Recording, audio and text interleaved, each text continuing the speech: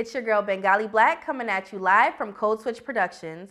So guys, you know I love researching topics that I'm passionate about, and I'm not passionate about anything more than smoking that ganja. That's right guys, on today's episode we're talking about Mary Jane.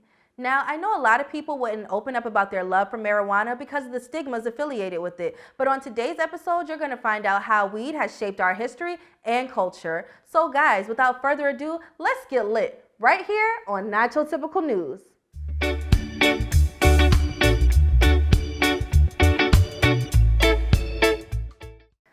Okay, let's jump into some history. So in order to understand marijuana, we have to start at the beginning. The marijuana that we smoke is a product of the cannabis plant, which is also one of the oldest crops known to humankind. In the ancient times, it was used as medicine to treat many ailments. The first and earliest reference to its use was in an ancient Chinese manual to treat gout and malaria. It was also said by Chinese Emperor Shen Yong, the father of Chinese medicine, that the herb could cure absent-mindedness. Now how's that for irony? Marijuana was used for medical purposes, but no one could deny the euphoria the herb made them feel.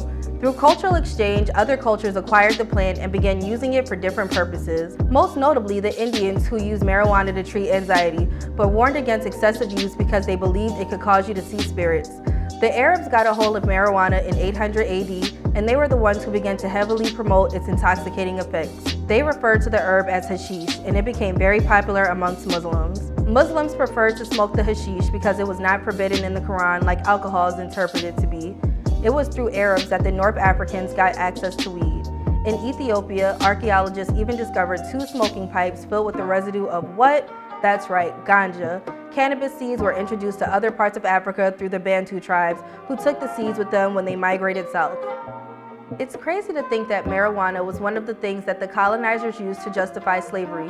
When they came to Africa, they were very interested in what they called the primal tribes. They couldn't fathom the idea of people who worked as a community, had no interest in money, and had their own religions and customs. Mostly they were interested in their consumption of a plant the natives called daga, but of course we now know it as the one and only Mary Jane.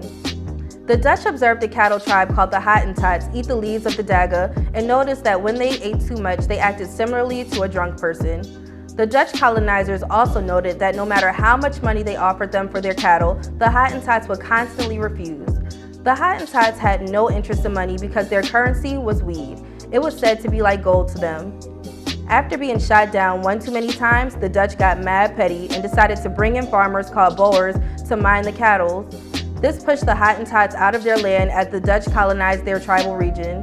Eventually, the Dutch took the Hottentots as slaves because they felt they were inferior. After all, they couldn't wrap their mind around their customs, especially their consumption of weed. Coincidentally, it was the white man who taught the native tribes how to smoke daga, a custom that continues to this day. So once this new technique was introduced, Africans started trying to find new ways to smoke it. They created pipes to smoke out of, which became an industry that created many jobs. Africans shaped the culture of weed smoking by making it a communal activity, especially amongst tribes that only owned a couple of pipes. Daga was such a big part of African culture that the warrior tribes used to cipher before battles. The Zulu tribe is said to have gotten a lot of their power from consuming the plant. By the 18th century, tobacco became very popular, but the native tribes did not enjoy it alone. Instead, they chose to mix the tobacco with daga. This plant was so well loved that the white colonizers took notice. They began to exploit the use of daga. Some even used the use of marijuana to justify imposing Christianity on the native Africans, stating that the use would keep them out of heaven. Although most Europeans didn't believe in consuming the plant, some cultivated it anyway in order to get bushmen to work for them. They would let them consume as much as they want in exchange for hard physical labor. They mostly practiced this on young children. Of course, we know what happened to those tribes, so it's no shock that our love for marijuana was something we brought with us over the Middle Passage. In colonies like Virginia, farmers were required to grow hemp, but eventually they bred out the intoxicating effects of it. One place that has a rich marijuana history is Jamaica. Have you ever wondered why? Well, I'll tell you. The Indian laborers brought to Jamaica by the British brought the seeds with them. These Indians predominantly came from the Calcutta region, and marijuana consumption was a huge part of their culture. They introduced it back into the Afro-Caribbean community, and it quickly became popular again. The plantation owners wanted to ban the herb because it interfered with their rum sales. It did become outlawed in Jamaica, but that didn't stop people from consuming it. Jamaica helped destigmatize marijuana consumption somewhat, and advocates like Bob Marley fought for the legalization of weed. Unfortunately, he wouldn't live long enough to see his dream realized. Cannabis consumption died out in America for a while until the Mexicans brought it back in the 1900s.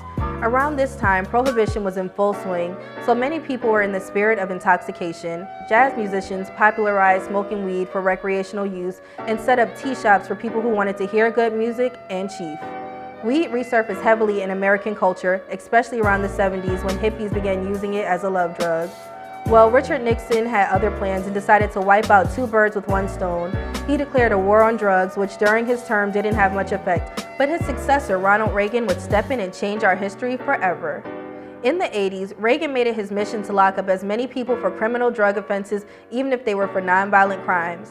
This especially impacted the Black community as the rise in the crack epidemic began to sweep our neighborhoods. Suddenly, any man standing on the street could be arrested and charged with a felony, even if they only had a small amount of weed. This war on drugs broke up families and criminalized nonviolent offenders, preventing them from ever being able to have normal lives. Although so much has been taken from us, we never gave up on marijuana. Today, marijuana use is slowly becoming destigmatized, and it's all because of Black culture. We never gave up on the plant and even incorporated it into our culture.